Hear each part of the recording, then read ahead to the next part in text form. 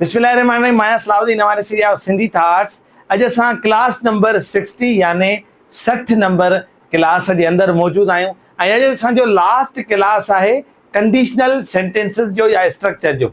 अॼु हिन में असां 5 वेरी इंटरेस्टिंग कंडीशंस के डिस्कस कंदासीं। सोचो त स्टार्ट कयूं था पंहिंजे क्लास खे। हाणे असांजी पहिरियों नंबर कंडीशन, पर नंबर खां उहा कंडीशन जो 34 आहे, जेका आहे स्टिल। ऐं स्टिल असां खोड़ सारो हिनखे इस्तेमालु कंदा आहियूं। अचो, चए थो तूं अञा ॻाल्हाइण जे लाइक़ु न थियो आहीं। हाणे जेको अञा इस्तेमालु कंदा आहियूं असां, अञा, ठीकु आहे, त उन जे लाइ असां छा इस्तेमालु कंदा आहियूं? स्टिल। मिसाल कीअं? Still you are not able to talk. अच्छा, हिन में ॿ शयूं अथव। हिन में तव्हां स्टिल खे त इस्तेमालु करे सघो था, पर तव्हां हिकिड़ी ॻाल्हि ॾिसो था, एबल टू। हाणे यानी एबल टू जे लाइक़ु तव्हां हिन खे बि कंडीशन तौरु इस्तेमालु करे सघो था। मिसाल हिकिड़ो, he is not able to walk. ठीकु आहे, भले स्टिल न लॻायो, पर जे स्टिल लॻायो था त तव्हां हिन कंडीशन खे बि इस्तेमालु करे सघो था, पर तव्हां एबल टू जो स्ट्रक्चर बि इस्तेमालु करे सघो था। उन जी माना छा आहे? जे लाइक़ु। मिसाल, तूं अञा ॻाल्हाइण जे लाइक़ु न थियो आहीं, चए थो still you are not able to talk. ॿियो आहे still you are not able to learn. तूं अञा सिखण जे क़ाबिल न थियो आहीं। टियों नंबर आहे still she is not able to read, यानी हूअ अञा ताईं पढ़ण जे लाइक़ु न थी आहे। यानी असां हिन में छा, कहिड़ी कंडीशन इस्तेमालु कईसीं? स्टिल वारी इस्तेमालु कईसीं, पर मूं तव्हांखे चयो त तव्हां एबल टू खे बि अलॻि सां इस्तेमालु करे सघो था। हाणे जेको 35 नंबर आहे, इहो आई थिंक सो मैट्रिक जे क्लास में बि इन जो इस्तेमालु थियल आहे सबक़नि में। ऐं इनखे चइबो आहे टेक क्वेश्चन। टेक क्वेश्चन कीअं चइबो आहे? मिसाल, तूं अचे थो न, या मां पढ़ां थो न, मां त लिखां थो न। हाणे जेको पोयों न इस्तेमालु कंदा आहियूं आम असां पंहिंजी ज़िंदगीअ में, इनखे चइबो आहे टेक क्वेश्चन। यानी अहिड़ो क्वेश्चन जो टेक सां हूंदो आहे। कीअं? You come, don't U.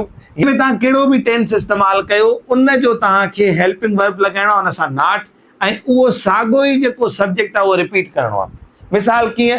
You come, don't U, तूं अचे थो न।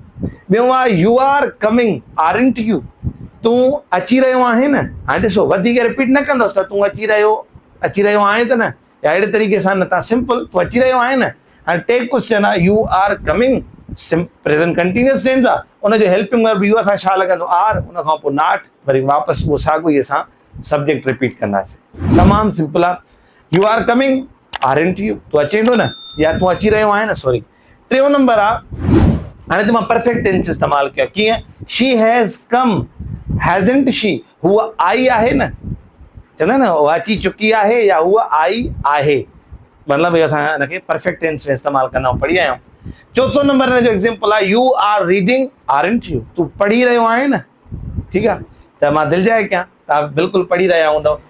हाणे 36 नंबर आहे, हिन में WH वारा क्वेश्चन्स मूं हिते लिखिया आहिनि, ख़ासि करे जेके असां इस्तेमालु कंदा आहियूं डेली लाइफ में, जेके WH सां शुरू थींदा आहिनि। मिसाल, निमाज़ किथे पढ़िजे, त वेयर टू ऑफर प्रेयर, किथे निमाज़ किथे पढ़िजे।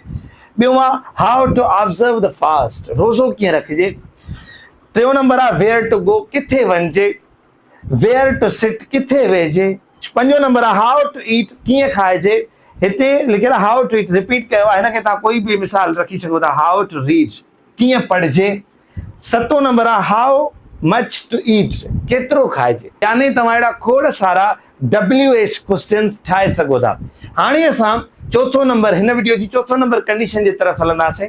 हाणे 37 नंबर कंडीशन, यानी हिन वीडियो जी चोथों नंबर कंडीशन आहे गेट। हाणे गेट बि असां काफ़ी इस्तेमालु कंदा आहियूं पंहिंजी डेली लाइफ में। मिसाल, मानी खाई वठ, गेट ईट द मील, मानी खाई वठ चवंदासीं। ॿियो नंबर गेट सिट डाउन, वेही वठ या हेठि वेही वठ। टियों नंबर आहे गेट टेक द टी, चांहि पी वठ। चोथों नंबर आहे गेट डू इट, करे वठ, इहो करे वठ। 5 नंबर आहे गेट ड्रिंक, पी वठ। हाणे अहिड़ो घणा ई तव्हां जुमिला पंहिंजे हुन में ठाहे सघो था हिन गेट ते। 38 लास्ट असांजी कंडीशन आहे क्लासिस जी, उहा आहे बिट। हाणे बिट तमामु सिंपल आहे। बिट जी माना आहे थोरो। हाणे तव्हां हिनखे किथे बि इस्तेमालु करे सघो था। मिसाल जी कई आहे मां, छा तव्हां थोरो आहिस्ते ॻाल्हाए सघंदा? मुंहिंजो आवाज़ु इलाही लाउडली आहे, त मूंखे कोई चए थो त can U talk a bit lower, तव्हां आहिस्ते ॻाल्हाए सघंदव? न ॻाल्हाए सघंदुमि आहिस्ते। ॿियो नंबर आहे can U walk a bit slower, तव्हां आहिस्ते घुमी सघंदव, थोरो आहिस्ते घुमी सघंदव। ऐं टियों नंबर आहे can you move a bit quicker, तव्हां थोरो तेज़ हलंदव।